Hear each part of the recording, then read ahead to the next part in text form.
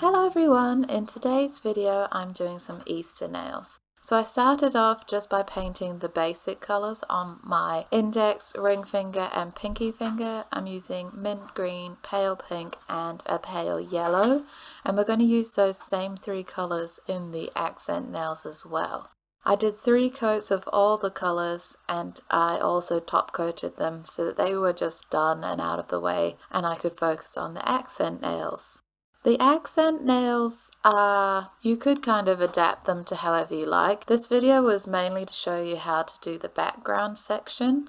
I had this Easter stamping plate and I wanted to use the bunny rabbit pattern, but unfortunately it's not big enough for my nails, so I couldn't do that, but that's what I was kind of inspired by. But I wanted to set it on a background that was just super cool. So I started off just painting 1 coat of white on my middle finger, and I also repeated all these steps on my thumb as well.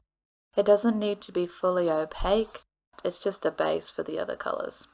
Once that white is cured, I'm going in with those 3 colours that I used on my other nails. I'm kind of just blobbing it on. No particular pattern. You could put more of your favourite colour if you preferred one colour over the others, but I'm just kind of blobbing that on. I did it, I think, fairly evenly between the 3 colours, but you could do it however you like. Then before curing that, I'm taking a brush that is damp with isopropyl alcohol and I'm just dabbing basically the whole nail to blend all the colours together. Try not to put too much polish near the cuticle so you don't flood it like I did. On the side I've just got a lint-free wipe, one soaked in alcohol and a dry one, and I'm just cleaning off my brush very regularly so that the nail doesn't end up a muddy mess, so all the colours don't blend together. I dabbed the whole nail, otherwise you would have high deposits of colour in the centre of the blobs and barely any colour where you had blend or tried to blend the colours together. So I'm just dabbing the whole nail so it's kind of the same opacity, and then once I'm happy with the blend I'll cure it and then repeat all of those steps again, just blobbing the colour on and then using my gel brush to blend it all together. This is a really easy step to do, and you could switch out the colours for any colour combination, although I do really like the pastels. You could stop here after 2 coats, but I wanted to build the colour intensity so that the colours matched the colours on my other nails, so I did a 3rd coat and I just repeated the exact same steps of blending with my gel polish brush. Don't worry too much if it's not looking completely smooth, because once you add the top coat it will smooth it out and it'll look a whole lot better. So I've cured that final coat and then I'm putting on just a regular tacky top coat and I'm going to cure that in the light. Once that's cured I'm going to wipe off the tacky layer and then I'm going to buff the nail so it is no longer shiny, and we're going to go in and do our detail work on the top. Now the detail work, you could do whatever you want, or you could just not do the detail work and leave it at that, you're finished. But I wanted to try and draw a bunny rabbit on this finger. I say try because it was quite difficult for me, but I think this is a good chance to show you how I correct my line work if I'm not happy with it. So I'm starting out using a gel paint and this fine detail brush. I think I have videos on both linked in the description, and I'm just drawing the outline of the bunny rabbit. It does help if you practice this first, don't just go straight in and do it on your nail. I wasn't happy with the ears, so I just used my gel brush that is dampened with isopropyl alcohol and I wiped his ears off and I drew them back in, and I end up actually not being happy with these ears either, so I am going to come back in with my gel brush and wipe them off again. But that's fine, that's the beauty of gel, you've got as long as you want. I also wiped off his little tail and just neatened up the edges a little bit as well. You can switch to a smaller brush, which I do later on. So I'm going to go in, and this time I'm going to do some good ears. I made them a little bit longer so they look more proportional to this little rabbit that I have drawn on my fingernail. Just remember that you've got as long as you want to perfect these things, because it's gel, it's not going to set until you put it in the light. and you can wipe off and redraw whatever you need to until you're happy. You can also cure parts that you are happy with before you move on to other areas.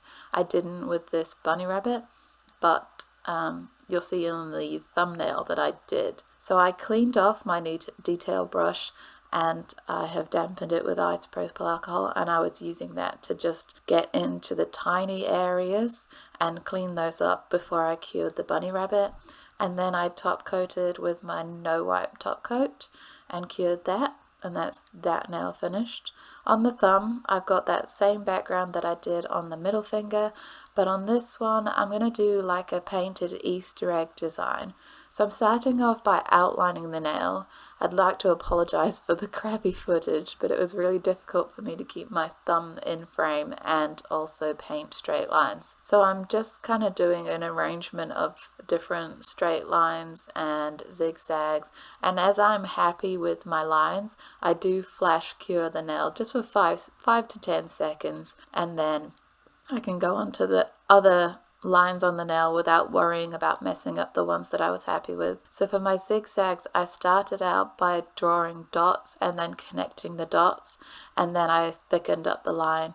I find that's the easiest way to do a zigzag, and holding your brush parallel to the angle that you're trying to draw, if that makes sense. You want to hold your hand so you're not I don't know what I'm saying. I'm just doing more lines on the nails, some thick, some thin, and then I'm filling in pretty much most areas with more triangles or dots, and just I'm playing it by eye. I'm adding a line, flash curing that, deciding where do I want more detail added to, but this is something that you could customize completely for yourself, or for the shape and size of your nail as well, because everyone's shape and nail size is different, so you'll be able to fit a varying amount of detail. When I do my dots, I like to do like the center dot and then the side dots, and then I do a dot halfway between those and then halfway between those, so it gives me a more even spacing between my dots. You'll see that when I do the dots near the cuticle, I kind of do the center dots, and then I do a dot halfway between the center dot and the side wall, and then I do a dot in between those, if that makes sense. I'll probably do a video on basic nail art like dots and chevron and things like that as part of my basics nail series. By the way, the next episode of that will be out on either Sunday or Monday.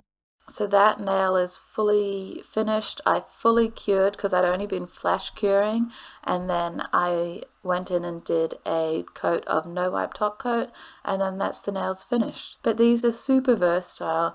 You could just have the background effect and have no detail line work on top of it, or you could have the Easter egg design on all nails. Or if you don't like the background effect, you could do the detail work just on top of a flat color. But the background pattern just reminds me of a rainbow paddle pop. And these nails, the whole time I was doing them and editing them, it really made me want a rainbow paddle pop. Have you seen those? Do you get those worldwide? I'm not sure. Anyway, thank you for watching this video. I hope you liked it, and please subscribe and help me get to 10,000 subscribers before the end of the year. Thanks for watching, and I'll see you next time.